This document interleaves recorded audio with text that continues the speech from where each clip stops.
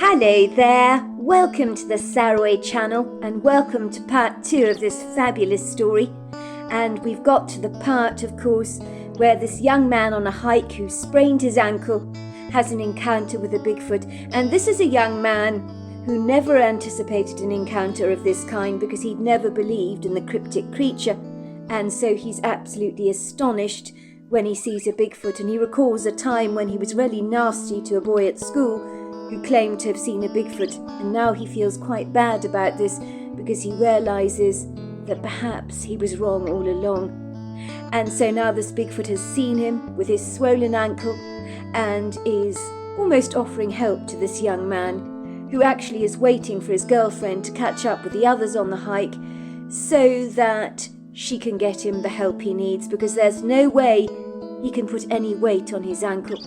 But we do know that there is a great deal more to this story than just this hike, so it's getting incredibly interesting. So let's continue with part 2 of our story. Imagine my abject amazement when the Bigfoot spoke to me, in my head of course. "It hurts?" he asked me questioningly. "You cannot walk on it? Is that why you are sitting here under this tree, on your own, far away from your camp? People here camp out here all the time, when the weather is good. Lots of visitors come here." The Bigfoot did not speak like you or I might when we engage in a conversation, although I suspect he could. This communication was done completely telepathically. "I can see you need my help. How else are you going to get back to your camp?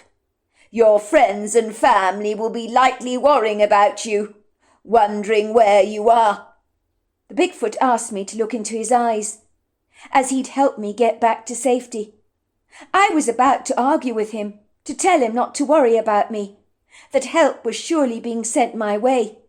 But the Bigfoot began to point to his eyes, and yes, I admit, I was compelled to look right into them. And after that, I remember nothing at all, which is the strangest thing about this whole experience. It was almost like my mind went completely blank, as if lights out went on in my head. And for years I wondered what had actually happened there. The next thing I know, it was a late afternoon, bleeding into the early evening. I found myself waking up in one of the tents on our camping site, but I reasoned that I hadn't been asleep for very long. How I knew this, I couldn't be sure. I was not in the tent that belonged to me, that I was sharing with my girlfriend. Instead, I was in a tent that my cousin Lisa occupied, that she shared with her best friend Eva.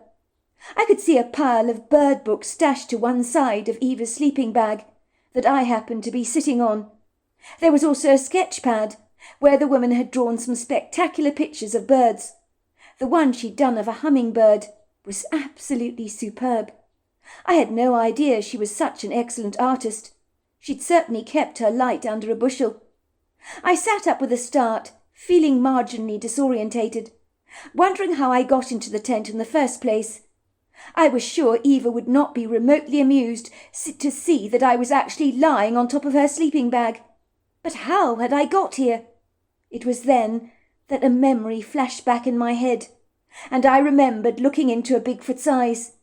I realized he must have brought me to the camp and placed me in Eva's tent. Yet I had no memory of the experience. At this point in time, the camp appeared to be very quiet, with not a solitary soul in sight. I wondered if the Bigfoot had put me in some kind of a trance-like state. That would be the only explanation, because how could I explain getting here without any memory of the experience? It must have been about 10 minutes later, when I could hear voices at the campsite. I realized the hiking group had returned, but how had I got back to the camp quicker than they had? I could hear my girlfriend arguing with some of the hikers, and she sounded far from amused and completely out of breath, as if she'd been running all the way to catch up with the rest of the group. She was speaking in desperate gasps. I physically squirmed as she unleashed her wrath on everyone, without apology. I marvelled at the fact that on my sprained ankle, the Bigfoot had outrun them all on this trail, when in the beginning He had been a long way behind all the hikers, and this was something I privately marvelled. "No, of course I wasn't with you," came my girlfriend's barrelling voice. "Did you not check to see that me and Jaden were not there? How could you be so selfish? Do you not know we're supposed to stick together as a team? If you must know, Jaden took a nasty tumble. Well, you saw it yourself, didn't you? He hurt his ankle really badly. He couldn't put weight on his foot. He's a long way back on the trail, waiting for help under a tree, as you left us both behind. How could you do that? You people should be ashamed of yourselves." "I'm very sorry," came Mathis, the tour guide's voice. He could be heard mumbling apologetically. "I thought we were all together. I had no idea you were far behind us. Jaden told us that he would be absolutely fine. I'm afraid I took him at his word. If the truth be told, I didn't think his sprain was all that bad. I thought he'd just slipped over some loose stones. We genuinely thought you were around the very next corner, lagging behind us, that's all. We had no idea how far back you actually were. The trail was very windy." "Is that all you can say? You knew Jaden had sprained his ankle. Don't pretend you didn't. And that wasn't just a light fall. Didn't it cross your mind to check up on us, to see if in fact we were actually behind us, as you presumed?" "Jaden said he was going to be all right, that he'd catch up with us," came Mattis's defeated voice. "I genuinely thought he meant it." "That's because he was being brave and considerate towards you. He didn't want to hold everybody up, but it doesn't mean he was actually all right." "I'm very sorry, ma'am. Very sorry. You're right. I should have checked up on him. I will go and pick him up right away." "I should hope so. You should be ashamed of yourself, Mathis. You call yourself a tour guide, and yet you don't take care of your responsibilities, and we are your responsibilities." My cousin Lisa was trying to calm down my inflamed girlfriend. "Look, Patsy, you heard Mathis. He's sorry, all right. We genuinely all thought you guys were behind us. We were exhausted and hungry. We got distracted. We saw a very unusual bird on the trail, a male white-headed woodpecker, which is incredibly rare. And the other day we saw the western ground parrot, another rare sighting. And this was very special, so we talked about it all the way back. I guess we didn't think about you, and for that we're profoundly sorry. But it really wasn't personal. The problem with you lot is all you ever talk about is birds, birds and more birds. And are there any other things in the world beyond our feathery friends that you are interested in? Probably not. It might have been nice to actually be graced with your attention once in a while, if you'd dare to have given us a passing thought. I know you don't share our passion for birds, Patsy, but there's no need to be so condescending. Now, don't you think we better get into the Range Rover to go and pick up Jaden, rather than just standing here arguing between ourselves? It'll be dark soon. We better be on our way." I realised that everyone would be unduly alarmed if my girlfriend was finally to discover that I was not where I'd been left, so I needed to get everyone's attention swiftly. I awkwardly staggered to my feet, with an agonising spasm of pain shooting through my foot, and with an ungainly, unsteady wobble, I hobbled awkwardly out of the tent, so that a couple of people that had returned to camp would surely see me, and when they did, they quickly called out to Mathis, the tour guide, and to my girlfriend Patsy, to get their prompt attention. "Don't worry about going after Jaden. He's already here. He returned to camp before us." The next thing I knew was all the hikers were gathered around me, confounded, as they looked down at my one bare foot that was puffed up, swollen and very inflamed, and one glance at it would make you unequivocally aware that I could not possibly walk on it. I had left my hiking boot and sock under the tree, and I guess they remained there, a reminder of my nasty fall. I had arrived back at the camp long before the others had, and they couldn't make sense of this conundrum. "I don't understand this," said my girlfriend, looking astounded. "How is it possible that you got here ahead of us, on that foot of yours? You could barely walk. This isn't possible. Where on earth is your boot? And why are you only wearing one boot? And why is your other foot bare?" I knew better not to tell them that I suspected a Bigfoot must have brought me back to camp, as such a revelation would have been met with great scepticism. But I was in no doubt that this is what had happened. "I don't know how I got here. I can't remember," I lied. I figured out the words "I can't remember" would cover over a multitude of sins. "But you couldn't walk on your ankle," protested my girlfriend. "How could you get here before everybody else? I ran the whole way to catch up with the group. Can't you see I'm out of breath? And you look as if you've just had a hot bath. Your foot is hugely swollen. You couldn't walk on it. This is paradoxical, to say the very least." I shrugged my shoulders nonchalantly and said, "I can't remember," again. So everyone's conversation reverted from talking about birds to wondering how on earth it was physically possible for me to get to the camp ahead of everyone else on a sprained ankle. Everyone had their ambitious, far-fetched theories, but no one knew what had really happened to me. But I did in the end tell my girlfriend the truth, when she practically milked it out of me. "You're kidding," she said. "You think a Bigfoot carried you to the campsite? Yet you have no memory of your journey back to the tent? That's insane." "I know it is, isn't it? The last thing I remember is looking into the Bigfoot's eyes. Maybe it put me into some kind of trance. That's the only thing that makes sense to me. It was like being anaesthetized from an anesthetic. I woke up rather dazed and confused, wondering if what had happened had really occurred, or if it had been a dream. But I assure you, it did." "I don't know what to say," said my girlfriend. "That's incredible. But of course it happened. There is no physical way you could have possibly walked to the camp on that foot of yours. You had to have help. And you got it in the most unorthodox of ways." 12 years later, the estate agent, a man called Prt2of4, seemed rather nervous as she showed me and my now wife Patsy, the disagreeable young lady who'd been with me on that hike with my cousin Lisa and a group of her bird-fanatic friends years before. He was showing us around a spectacular-looking property that quite literally took my breath away. It must have been around the third house of the morning that we'd physically been escorted around, and we had seen many more other houses over recent weeks, and the whole house-hunting malarkey had become ludicrously time-consuming and very unsatisfactory. Regretfully, the previous 2 houses we'd been shown around that morning did nothing to inspire us. They were pretty nondescript. Me and my wife were looking for a house with notable character and charm, even if it did require some TLC to knock it back into shape, as neither of us were intimidated by hard work of any kind. I was lucky. I had a reasonable budget to spend, thanks to having made a huge profit on one of my investments that came through for me unexpectedly. So we had money to buy something halfway decent. I had married the young controversial woman that my mother did not desperately like. But over the last few years my mother had managed to warm to Patsy a wee little bit, when she realised it didn't do to be arch-rivals with her daughter-in-law, as it certainly would not bode well for the future of her potential relationship with her still-to-be-born grandchildren.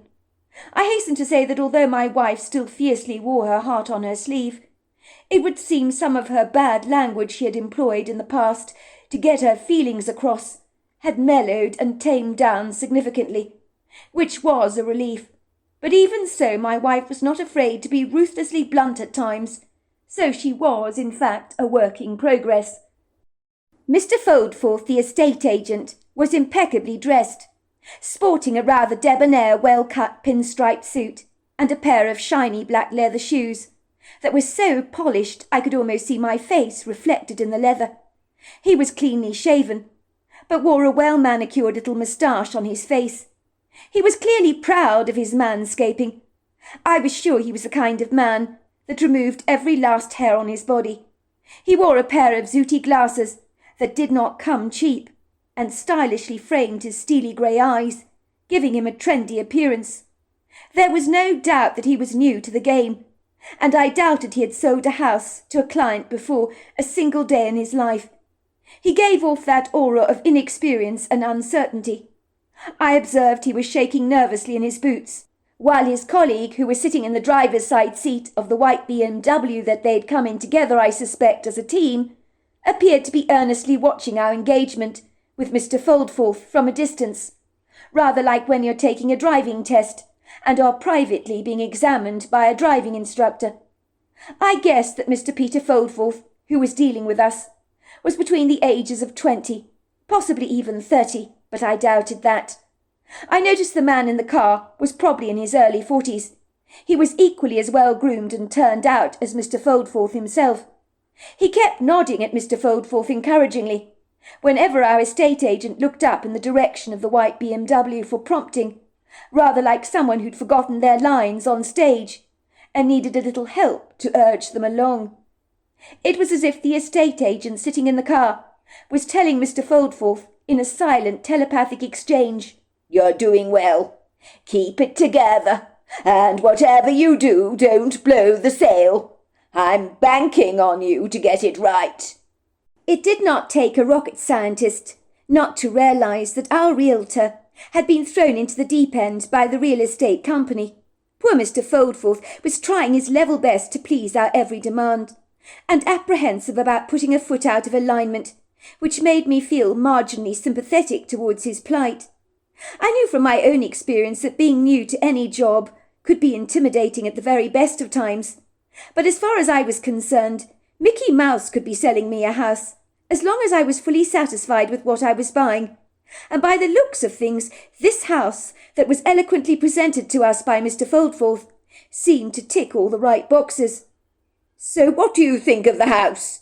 Mr. Foldforth asked me earnestly, with wide grey eyes displaying his obvious eagerness to please, and his clandestine longing to acquire his very first sale. I wouldn't have been surprised if he'd actually been crossing his fingers and toes. "I know it requires a very little work, but it's in excellent shape, as you can see. And for the money, you're looking at a steal here. You don't get houses like this at such a remarkably good price. The fact is, it requires only a little work, and the owners have dropped the price because of this. Any work you do on this place won't cost very much, in the grand scheme of things. It's a sound investment, if you ask me. And you did say you wanted a house with lots of character, and I'm sure you will agree that this place practically oozes charm out of its pores. It's got a benevolent, serene energy about it, don't you think? Some of those huge, masterful-looking trees in the wood grove are over 300 years old, you know, and you don't get that everywhere. There are some fabulous riding trails in these parts, so if you're a keen rider, you won't be remotely disappointed. A lot of people around here keep horses and go riding. There is a pristine stable block on this property that was built 30 years ago. It's in excellent condition, as good as new. So if you want to keep horses, you're good to go. There is also a red storage barn to keep all the hay and stuff. It's efficient, very good setup it is. Everything is in apple pie order.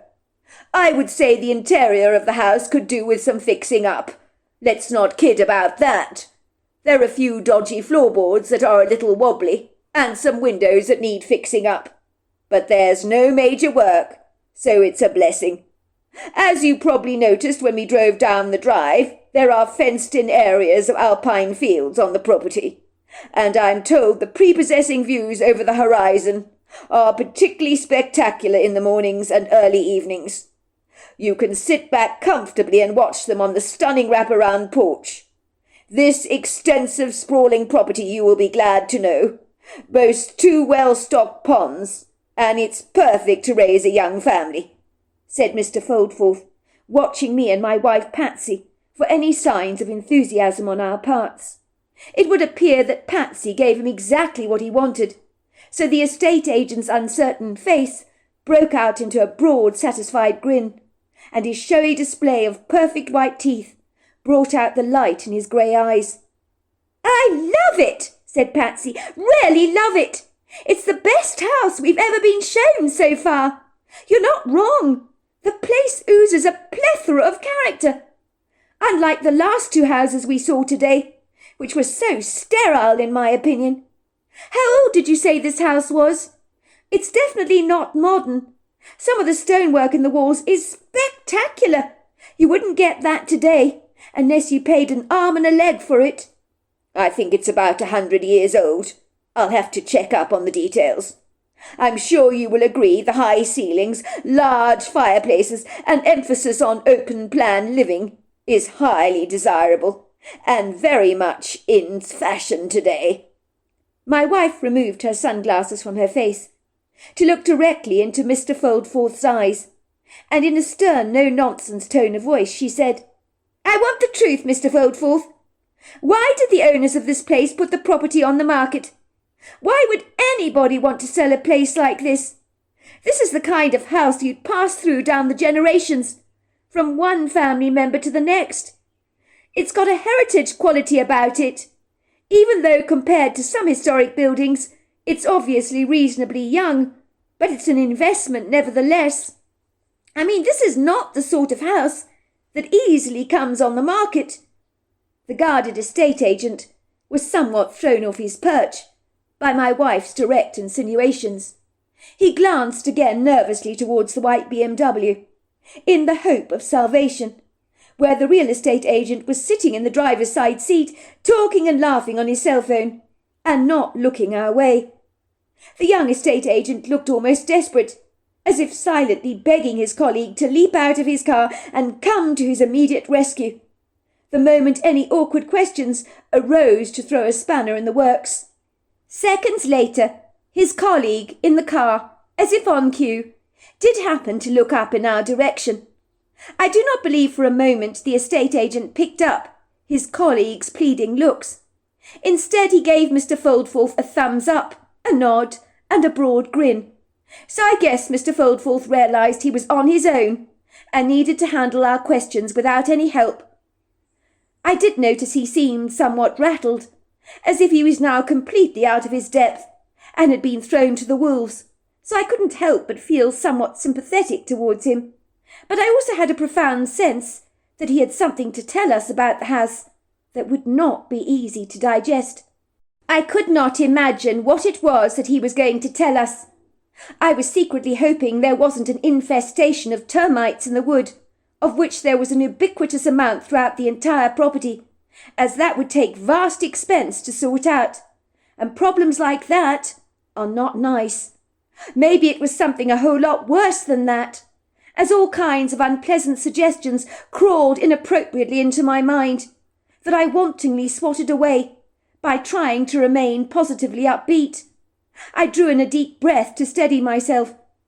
In my brief tour around the property, I knew I wanted to buy this place with all my heart. I could tell Patsy was on exactly the same page as me. She was trying to mask her over-enthusiasm, with little success, but her eyes were as bright as two lampposts, so her eagerness was pretty transparent, and she was hoping as much as I was that nothing was going to jeopardize our opportunity to buy this place. I had a sinking feeling that something just might, and that we would ultimately have to go back to the drawing board and resume our house hunting again. The intrepid journey of looking for the quintessential perfect house had not been an easy one. We had faced one bitter disappointment after another. Certainly the last house we'd put an offer on, which we rarely liked, appeared to have slipped through our fingers like butter rolling down a corn cob. I was hoping it wasn't going to happen all over again, but if I was a betting man, I was pretty sure that a similar unfortunate scenario would likely play out, with this house, that is. It was not that I was inclined to negativity. It was simply buying houses requires being at the right place at the right time, as much can go wrong. It's a little like playing the lottery. "I think we better go indoors to sit down for a little while," Mr. Foldforth told us, with grey eyes dappled in a cloud of anxiety that he failed to hide from us. "I do happen to have something to tell the both of you concerning this property that you're interested in." In that moment my wife's widening eyes met mine, and I could read her thoughts as if they were as transparent as a pane of glass. I told you it was too good to be true. It's happening all over again. We're going to lose this place, like the last house we lost. Why is this happening to us all over again? Now we're going to hear why we do not want to buy this place, she almost whispered into my mind. I gave my wife an encouraging wink, but I knew she wasn't looking forward to hearing what Mr. Foldforth had to tell us. All kinds of grim, inauspicious thoughts began to fold into my mind, like a collection of roasted nuts being blended into a frothy meringue, from the house being haunted to someone dying on the premises. But none of those things would have really put me off the place. I could envisage myself living here. It was the second time a house had reached out to me, tugged at my heartstrings in this way. In truth, I never believed that bricks and mortar could have such a mesmerizing, powerful allure on me as this house had done. But yes, I could see me and my wife raising our kids here.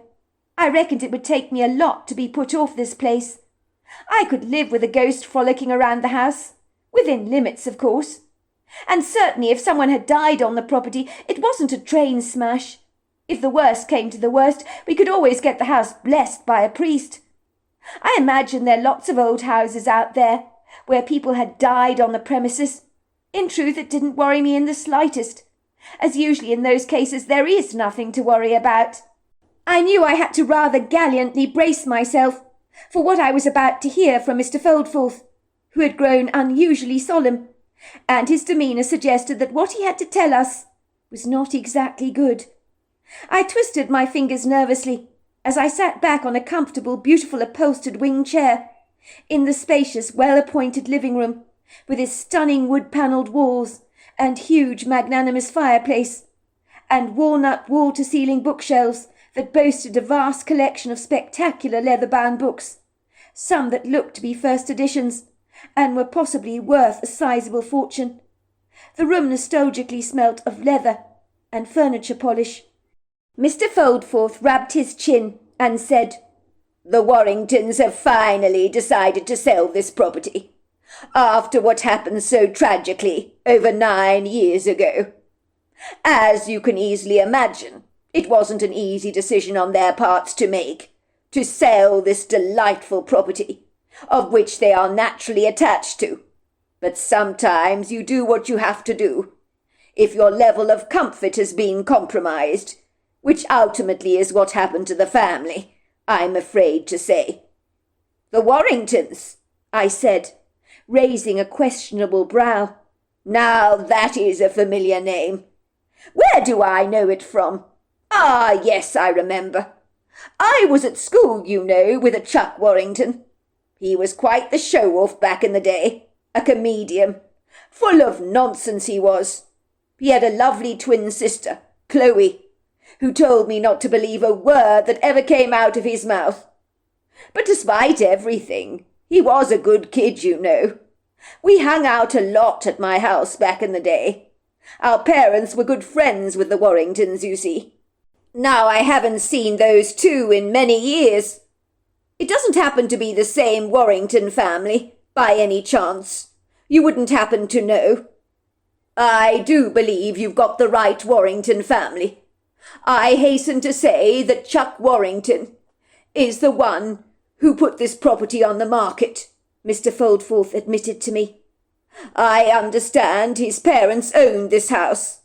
This was where Chuck Warrington was raised with his twin sister Chloe, and you're right, that is her name.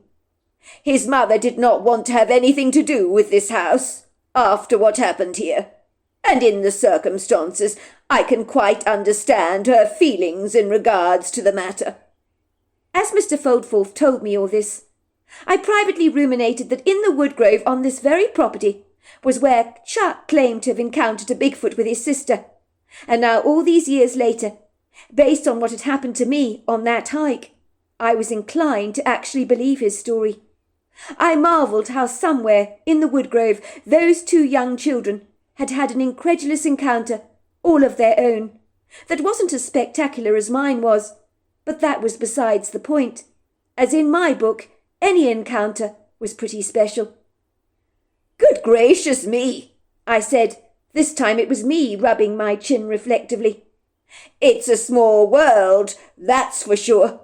My wife frowned at me, as we were going off topic, and Patsy hated going off topic.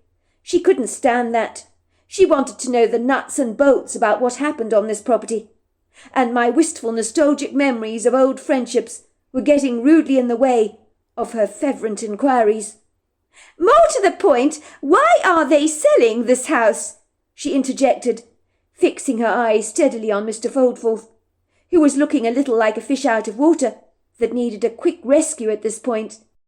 Mr. Foldforth bit his lip awkwardly. Inwardly, I suspect he was grimacing.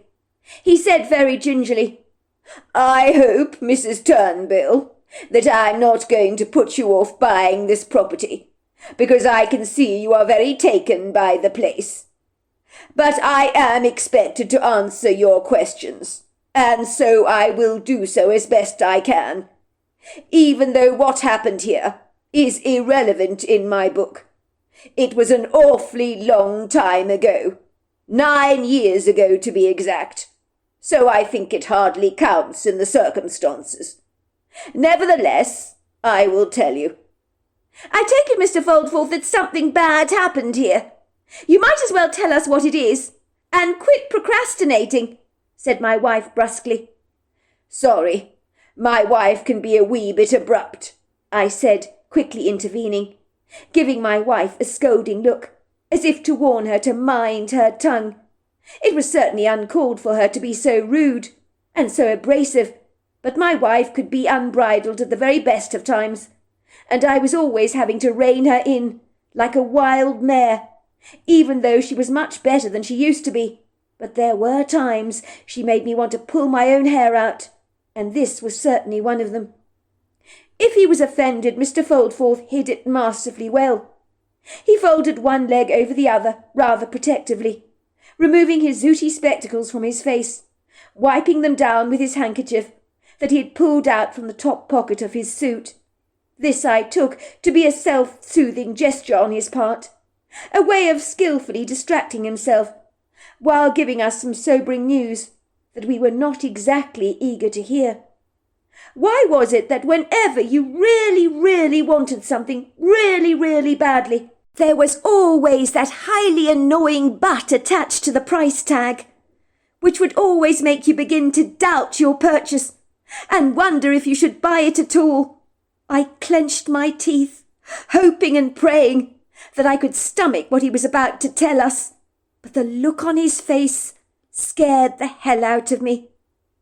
That's right, said Mr. Foldforth, rubbing the pristine glass of his frames with his handkerchief very vigorously, as if the impeccable lenses were filthy dirty, which they certainly were not. This successfully he did, I suspected, to avoid our intense gaze. You're very right in your deductions, Mrs. Turnbull. Something bad happened here. Very, very bad. Chuck's father, Mr. Warrington, was killed on this property in an inexplicable, mysterious way that baffled even the coroner at the time, whom had never seen anything like it before or since. One does not know exactly what happened to the poor man, but let's just say it was nasty. Very, very nasty. And I guess you just don't forget something like that. So there we are. On that note, we end part 2 of our story. My word, it is exciting. I told you it's a very, very good story, and a very exciting one at that. Although, unfortunately, it does look like someone got killed, and I wonder why. But before we continue with part 3 of our story, I look forward to you joining me tomorrow night. Until then, goodbye and good night.